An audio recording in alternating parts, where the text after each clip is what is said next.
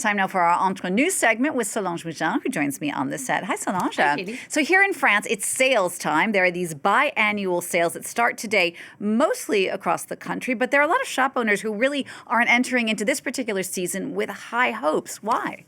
Well, normally the sales in France are an exciting time, of course, for consumers looking for a bargain, but also for retailers as it allows them to get rid of their stock and to get people in the shops. January is, in fact, the second most important shopping month for clothing and shoes. In France, this is after December with Christmas purchases. But increasingly, a number of shop owners are saying that the timing is off for these winter sales, that they aren't as effective as they once were.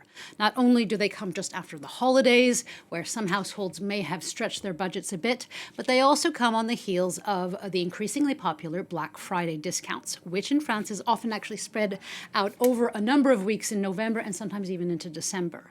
Now, according to a poll by the Union of Independent and Small Shop Owners, the majority of these retailers will participate in the sales and the discounts, but nearly 9 out of 10 of them say that they are worried about the economic climate, and 64% say that these sales will not be sufficient to sell off their stock. So there are increasingly pushes among some retailers to have the government either change the dates of the sales or to make them a bit shorter and a bit snappier, more of an event. Because we have to remind everyone that actually the rules in France over sales and discounts are quite strict. Yeah, they are. And they have been since 1906, when the government set up a law to ensure that the prices didn't continue to drop between the newly created grands magasins or competing department stores.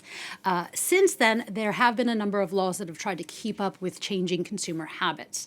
Currently, the rules in France are the following. There are 2 official sales periods of the year. The winter ones begin in most of the country on the second Wednesday of January. So this year it's between January 8th and February 4th. The summer ones generally begin on the last Wednesday of June, and they also last for 4 weeks, for a month.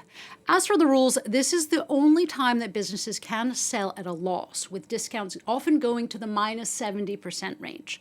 Both the original price and the discounted price need to be shown on the little tags to keep shops from cheating with, say, subpar items that are made just for the sales. Well, the product must also be purchasable for at least a month before the sales start.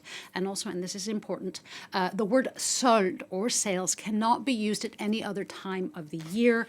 Retailers risk hefty fines if they do this. When retailers do other discounts at other times of the year, they often have to use terms like vente privée, bonnes affaires, promotion, which cannot be as big of a bargain as les soldes. Even if some shop owners aren't that optimistic about this year, others are, as Black Friday's figures this year were actually quite good. And some French people, well, they still do wait for the sales, which means that it can be a busy time, and generally is a busy time, in shops and online. Be it in the summer or winter, sales are always a key moment. It's always a time when we have to be ready. It represents some 40% of our yearly revenue between the summer and winter sales. So we're expecting to have 4 intense weeks.